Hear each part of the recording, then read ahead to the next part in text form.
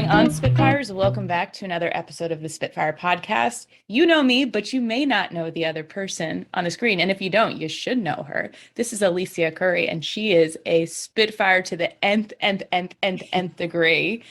She's an audacious Spitfire, and I can't wait to dive in to her story to share how she discovered her inner Spitfire and how she's unleashing it on the world. Alicia, thanks so much for joining me today. Thank you, Lauren. I'm excited to be here. Audacious confidence. Woohoo. Let's dive in. Well, tell me more about that. I love a good duo, amplifying what confidence is, but tell me, what does it mean to be audaciously confident? It's to take your confidence to the next level and really be bold and step out and do things that you didn't think that you could do. Just I need to know more about that. Oh, do you? Yeah, absolutely. Absolutely. So I define it as that unshakable belief in yourself that's so bold and so brave that you dare to step out despite your feelings, fears, or past failures to live your life that you imagined, what is possible for my life, and let's live into that. I'm feeling that. And I'm also like, oh, I got a little shake. I got a little shake in my legs and my tippy toes. And so I always have a little shake in my tippy toes. A little shake. I'm like that unshakable. How much is the portion that can shake a little bit? Yeah, you know what? You can shake, but the belief in you doesn't shake. I can step out and do something I haven't done before, and my knees could knock and I can feel the heart, palpitating.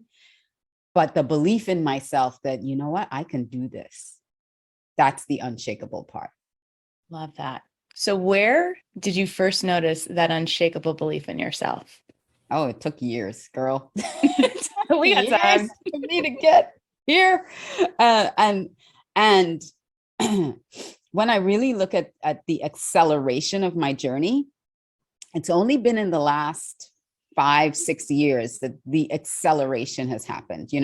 I was interviewing someone on my show recently, and she was saying quantum leaps happen in hindsight. Like, you don't realize the quantum leap until you look back at where you were and where you are. And so when I look in the last 6 years of my life, where it's taken me, it's like, that has been a quantum leap. And the journey was getting to that place of making the shift. So I was not always very confident in myself at all, as many people probably feel like they are right now.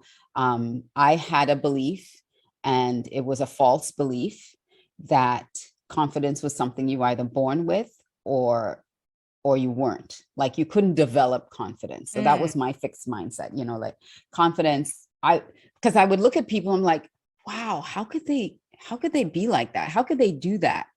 And I couldn't possibly, I couldn't put myself in that category. Like, I couldn't see myself like that.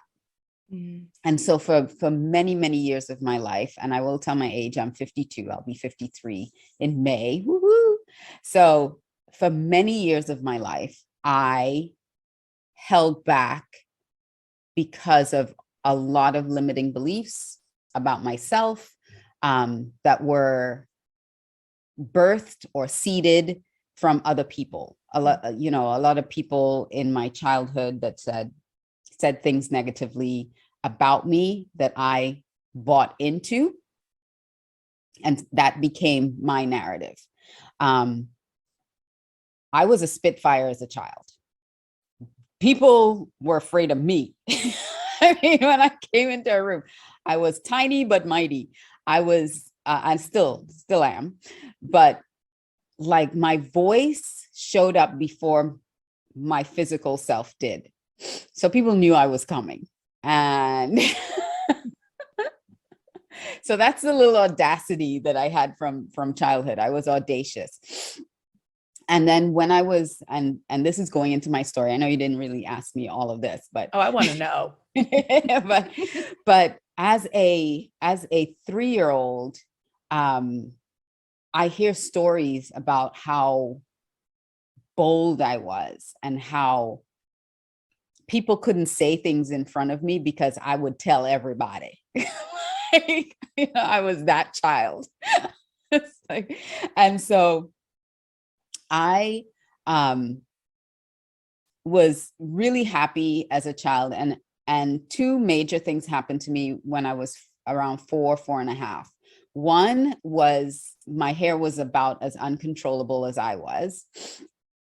I had this fine, frizzy, crazy hair that my mother couldn't tame. And so the story goes that because she couldn't tame it, because she'd put it in a ponytail, slick it back, and within 5 minutes, it was like, whoo, like a fan. Mm-hmm. And so she just shaved it off. So I was just like, I had like a little afro. So I was a little, tiny little thing with an afro, and people started calling me a boy because I looked like a boy. I no longer had pigtails. I no longer looked like a girl. So I had to continually convince people that I was a girl and I wasn't a boy, but I was a tomboy. So I always wore pants.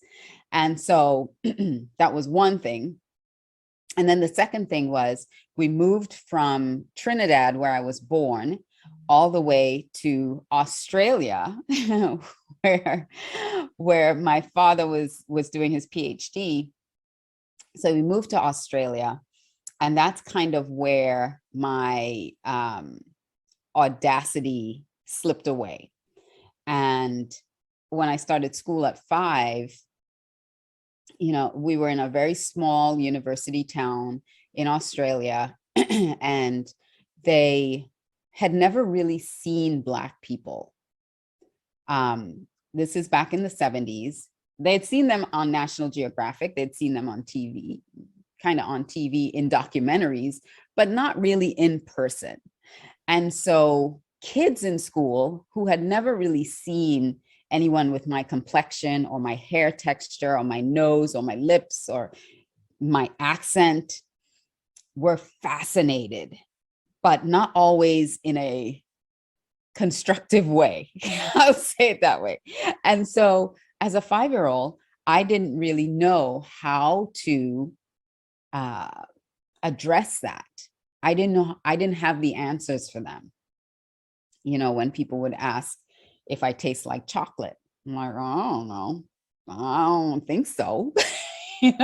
Why is my skin this color?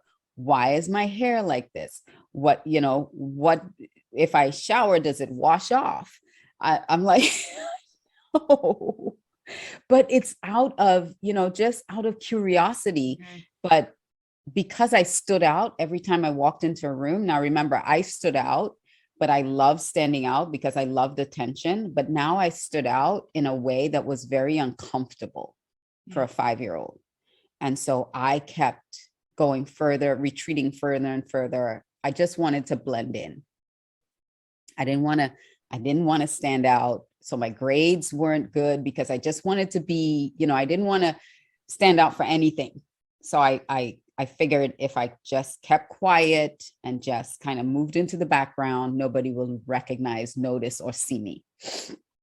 And so that became my life for a very long time, even into my adulthood, which I didn't even recognize.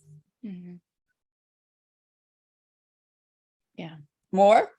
Well, I'm resonating so much with this, and the more I talk to people that I see and envision as Spitfires, really like have always had it in them, but there's been moments where things weren't on their terms, mm-hmm. where they felt like they had to hide those pieces of themselves and bury it down. Mm-hmm. And then over time, we just kind of tolerate those situations and don't even realize how much more we're burying ourselves until we hit that point. Yeah. Yeah. We just don't recognize it anymore. You don't until you're so exhausted and so tired and you don't know why. And you don't know how you used to be that frustrated. For me, it was frustration because it's like, I know it's here, Mm-hmm. but I couldn't access it. I Okay. couldn't find it anymore. And I had to excavate. I had to like go in there and try to, because this was now, I had moments of real boldness in my life Mm-hmm. where I would do things and it would seem like nothing to me, but people were like, how did you do that? Mm-hmm. Like what inside of you made you do something? I mean, I picked up and moved. The rest of my family is still in Trinidad because after Australia, we did move back to Trinidad. And the thing was, I looked like everybody else. So that was comforting, but then I didn't sound like anybody because I had a really thick Australian accent after 5 years, my whole childhood Mm-hmm. in Australia, and coming back at 10 years old. And now, you know, I don't even remember how Trinis speak. Right? Mm-hmm. And so every time I would open my mouth, like heads would swivel and people were like, you know, and I started getting teased for the way I said words. And so that shut me down too, because Mm-hmm. now I'm like, I don't want to say anything. I don't want to say anything wrong and be laughed at because of the way I spoke. Mm-hmm. And so that became another layer of trying to disappear. And so I struggled because I realized that I wasn't diagnosed. Back then they didn't diagnose people, but I did transpose words and numbers, like letters and numbers, and I would get confused with things and formulas and stuff like that. And so like in my adulthood, I found out about dyslexia and dyscalculia. And I'm like, that's what plagued me in my childhood because I couldn't, like math was so hard for me because I would transpose numbers all the time and trying to remember formulas that wouldn't stick in my head. And so I was labeled as dumb, stupid, can't learn, or someone who doesn't try, right? Mm-hmm. You're so smart, but you don't try. I'm like, I'm trying, you know, I am trying, but it's hard. So, so having all these pieces, you know, I didn't realize, like I used to say, I don't have a story. I'm just regular, like there's nothing special or unique or different about me.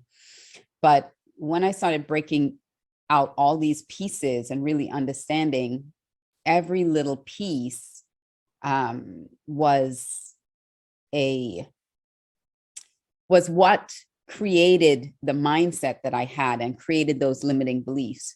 And there are so many people that are struggling with these things that if I can give voice to what it was in my childhood and growing up, that they can recognize it because they might be in the same place that I am, kind of trying to figure things out and not really understanding where it's coming from. So every time I get an opportunity to speak, I want to bring these different parts out because you might have had dyslexia or dyscalculia and believe that you're stupid and you can't learn. Listen, I'm a learner. One of my top strengths is learner. I love learning.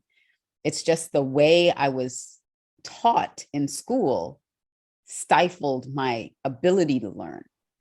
And it wasn't until I got out of school, I realized how much I just love learning. You know, I'm a growth. Mm-hmm. My motivators are growth motivators.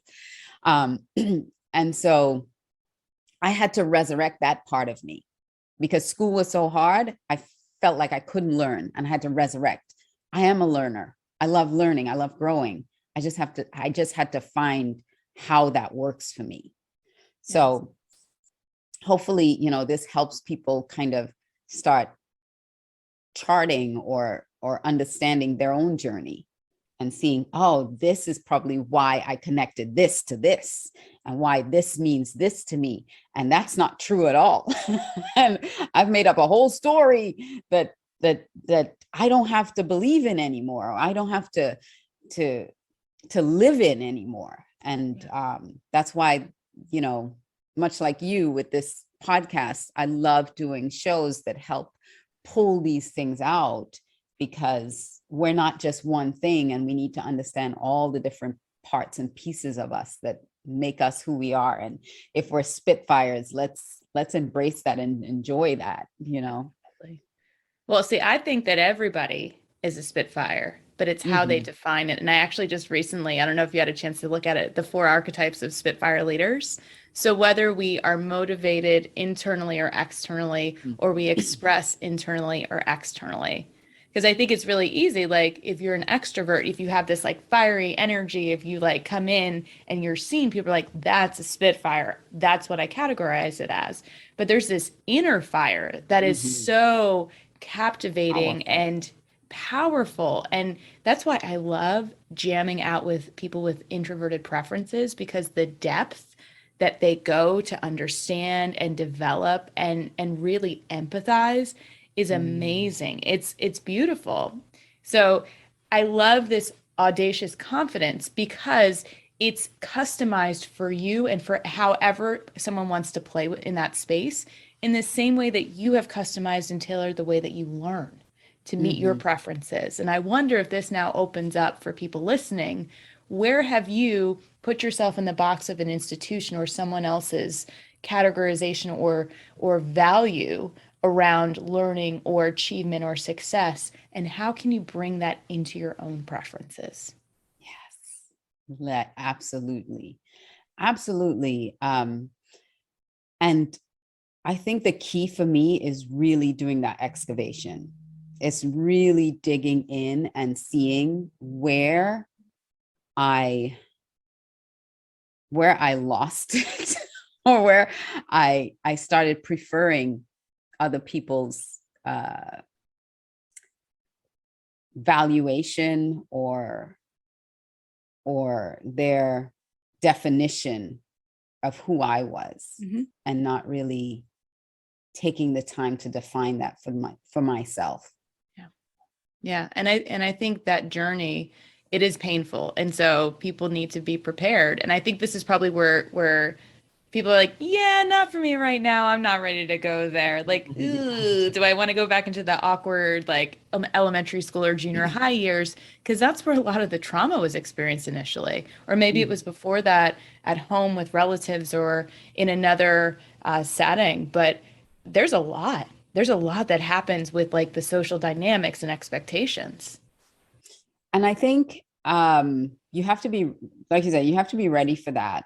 I was at a place of growth where I was ready for something different. I was ready to explore that about myself, because I was sick and tired of being frustrated. I was sick and tired of knowing, you know, after something happened and saying, I could have done that, or I could have done better, or why wasn't I chosen, or why didn't I step up? You know, because I know I have it in me to do it. And I just was preferring this back seat. In fact, part of my vocabulary was, oh, I'm a behind the scenes person. I'll do all the work behind the scenes. I don't need to be seen. I literally just said this last week. I'm like, I like being behind the scenes. I'm a behind the scenes person. I don't need to be seen or heard. I'll do all the work behind the scenes. In fact, I remember in college, so I studied fashion in college, and the chairperson, she was a woman, chairperson of the fashion department, pulled me in as one of her interns. And it was really amazing because I was doing work study. So I had work study, but over the summer before classes began, and she saw me there all the time. And so I wasn't one of the original. She usually has, I think, 4 interns or 4 people that 4 students that she pulls in to kind of be her closer assistants that will help with fashion shows and help with a lot of other things that we get to do that some of the other students don't get to do. So she had her 4 that she had already picked from the year previously, and I'm coming in as a freshman. And she pulled me in as a 5th. And they're like, she doesn't usually have 5. She usually just has 4 interns. See, there's so many things that happen in my life that I didn't even recognize my gift made room for, like just my presence made room for. Mm-hmm. And so she pulled me in, and I always kept feeling like the outsider because I was the 5th wheel, right? I was like, I'm like, okay, yeah, I guess she's feeling pity, that imposter syndrome. She feels pity for me and she's just pulling me into these. But these were really amazing opportunities for me. Mm-hmm. And one of the opportunities I remember, I got to work at MTV Latino when when it started in 1992 or 93 here in Miami. I got to work there in their wardrobe department, in their fashion department, to dress the VJs and it was me and one other person was chosen. He spoke Spanish. I didn't speak Spanish.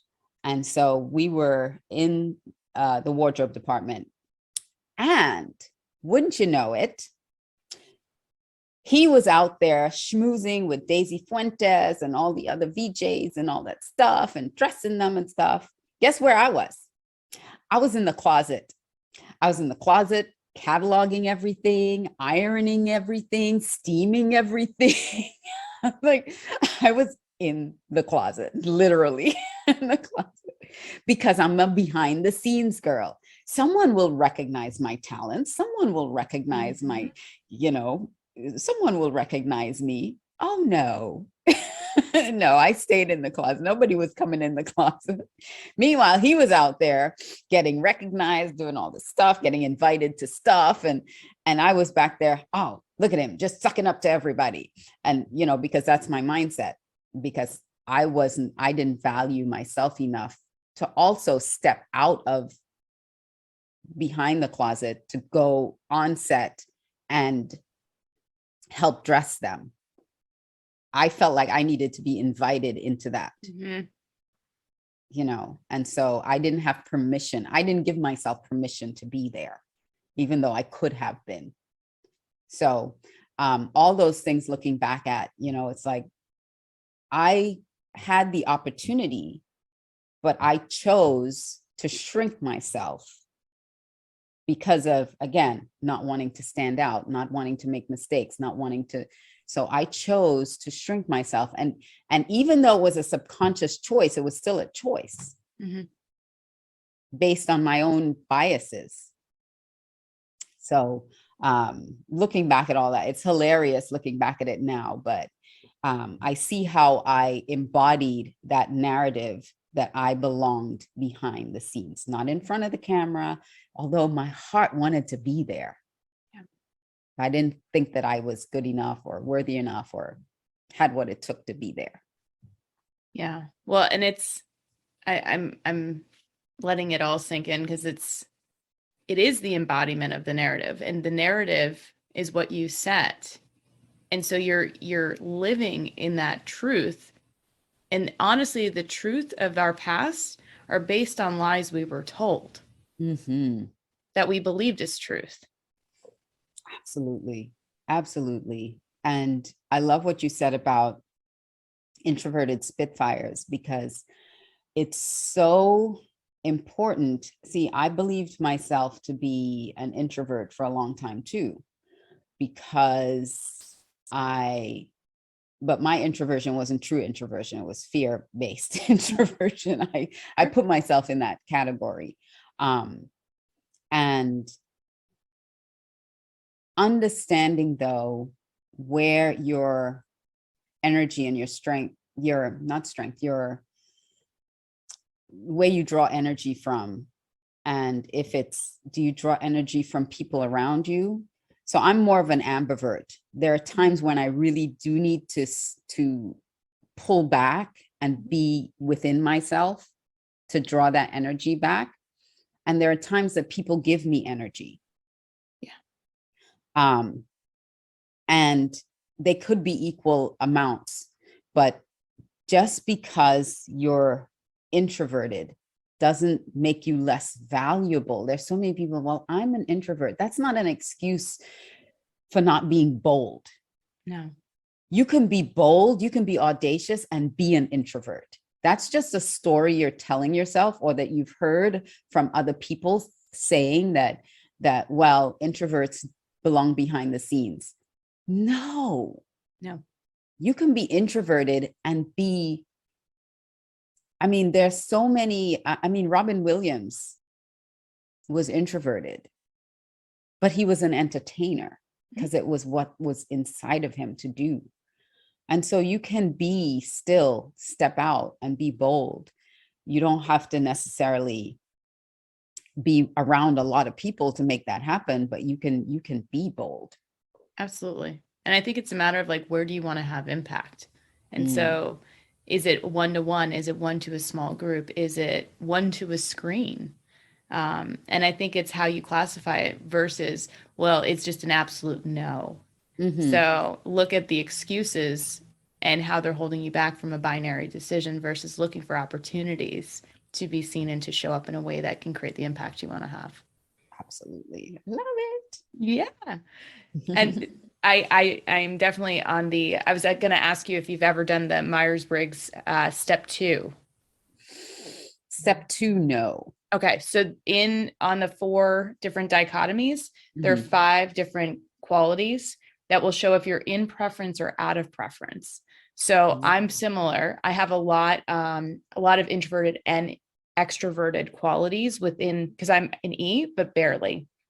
And it's because I'm gregarious. I have charisma. I love to make people smile. So like if I get laughs from people, or if I'm like engaging in there, I get the surge. But if I'm around a lot of people I don't know, if I get the sense of the room that I'm not aligned with the energy, it's completely soul sucking for me. So I have to be very selective in the groups that I go into because my energy is so impacted. But I can have a really deep coaching session and talk about really challenging topics and be completely energized by that. Yeah, that sounds like me. Yeah. Well, and I think the more self-discovery that people do, the more they actually unlock that you can dance in all of those spaces, but you have preferences and you're more selective, or you have to be more selective in the energy that you're around. Yes, because you can also develop stories around the wrong things. So you can be exactly like you said, you can be in a room that is just soul sucking and then decide that, well, that might be because I'm an introvert. And so but that may not necessarily be the truth. So I feel you there. I feel the same way. I can be in a room with people I don't know and it energizes me because the energy is so high, but then I can be in a room where the energy is just too high. And it's like, I got to get out of here. It's just too much and overwhelming. Yeah. I think it's the source of it too. So if it's manufactured high energy, I'm like, oh, no, thank you. But can I tell you where I got most energized? When? What? I went and did karaoke at a gay bar and had the time of my life at 1 a.m. serenading multiple people to Lisa Loeb's Stay. And I got 3 proposals. That is awesome. It was amazing. I used to have performance anxiety. So I actually ended up performing and entertaining through the pandemic, but it took so much out of me and I felt so much pressure to do it that I was like, I don't want to do this anymore. And I actually stopped performing for over a year. So that little moment, I was like, this is on my terms and I'm going to have the best time ever. I was like crawling on the stage. I was laying back. I was using the steps. Like it's a free environment. It was an open, free environment. No one's judging, no holds barred. You can be yourself, do whatever you want. This past weekend, I reconnected with a friend of mine we hadn't seen each other in like 6 years. And as we were walking down the boardwalk to go to lunch, this couple was playing some loud music and stuff. And he's like, let's dance. So he grabs my hand and we start dancing in the middle of the park. And people were watching and, like standing around and like clapping and stuff. But then we were at lunch and this live singer, he started performing live and he saw me in my seat and I'm eating and I'm doing this and he's like, let's go. And so we stand up and we're dancing in the restaurant. And I started, like, I wasn't paying attention. And then I started paying attention. And there were some people with these confused looks, like, what is going on here? But the entertainer, the singer, he was tickled pink. Like, it gave him a surge of energy, Yeah. that we got up from our food and started dancing to him singing. And then the rest of the restaurant, that seemed like they weren't just ignoring him the whole time, like they were just, eating and paying. After the song, he got a huge, like, applause. It's like, all of a sudden people started paying attention, because the two of us were acting ridiculous. And then I think people were kind of wondering, are they a couple? Are they not a couple? What is going on here? Yes. They're looking for the story. They're looking for the story between the two of us. But it was fun. We were just having fun. And, I'm So like, these people don't know me. Right. Well, so my takeaway is, if you're the person on stage, like if you're feeling like you're not connected, like find the one person that you see like energy in and vibe off of them, and really amplify that and play with it. So whenever I do public speaking, I look for 3 people, like just the gentle head nod, like, yeah. And I'm like, you, let's go. And so yes. So you get the energy that way. But like, if you're only focusing on the people who are checking their phones or, looking anywhere but at you, it's going to have the opposite effect. Mm-hmm. So focus on the people that want to be there. Yeah, I love that. And I do the same thing. You look for the way you can really connect with someone, and then that brings you more energy in your performance, and what comes out is so much more valuable. Amazing. So you have some exciting stuff coming up. Did the trip get rescheduled? Yes, the trip was rescheduled.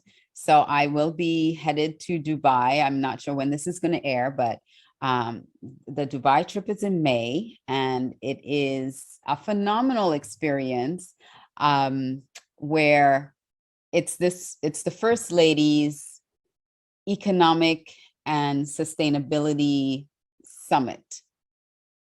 So Princess Muradian Ugalana, from Nigeria, she has I'm trying to remember it. I don't remember all the whole acronym, but her organization really focuses on sustainability and economic development for women around the globe. How do they get better access to medical for themselves, for their children, and economic development? How do they bring money into their homes? And so this is something that she started many, many years ago with first ladies, and they usually do it at the UN. So she brings first ladies and other royalty and into the conversation, and they hold this 5-day summit at the UN. And this year she got permission, because after the pandemic, during the pandemic, they couldn't do it. They did it virtually last year. And so she got permission to do it in Dubai this year, because Dubai is also really focused on the development of women in their nation. So we'll be headed to Dubai, and I get to speak to the women, and it's going to be phenomenal. She's arranged all this fabulous. There's an awards, there's a fashion show. One of the Real Housewives of Atlanta, she's bringing her sustainable fashions. So there's going to be a fashion show. We're going to do a yacht cruise. We're doing a safari. It's going to be like, and it's all because of this book, and I have it. It's behind me, but I have one here. It's called Rise Up: Women Who Lead, Building Legacy. A friend of mine, a sister queen of mine, she was inspired, God inspired, to put this book together. And she said there were very specific people that were supposed to be in this book. And she called me and she said, I'm doing this compilation book.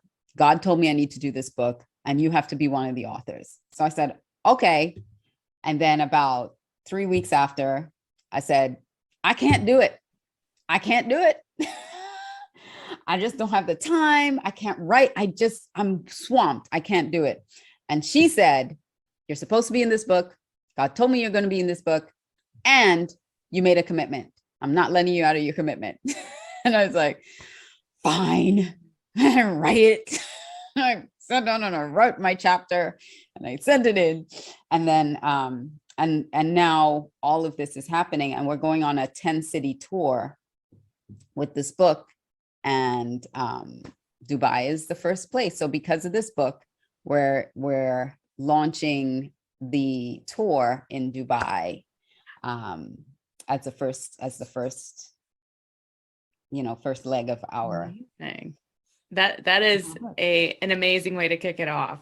Yeah, for sure. I'm telling. I don't know how the rest of. I don't know how South Florida. When we do it inside, how it's gonna. Because that's on me. I don't know how I'm going to top Dubai with our event. You top it by being audacious. That's how you top That's right. I got to be audacious. So, but I'm not, I'm not Princess Ugalana, Princess Meradia, but I'm Alicia. So we'll figure something out. You are Wonder Woman. You will absolutely figure it out. And you have an amazing base that's ready to support you, ma'am. Yeah. Yes. So we'll work it out. Awesome. I'm excited. I'm excited for those things that are happening. And again, looking back at the quantum leap, like I never would have had the courage to even write my first book. Let alone write a second, and then now be co-authored in 4 or 5. I don't even know how many others. I would not have, because I was stuck in this story of, I don't have anything to say that anyone is going to care about. I was stuck in that story. I would never have stepped into booking myself on television, on media, not even knowing what I was going on TV to do, but booking myself on 26 media appearances.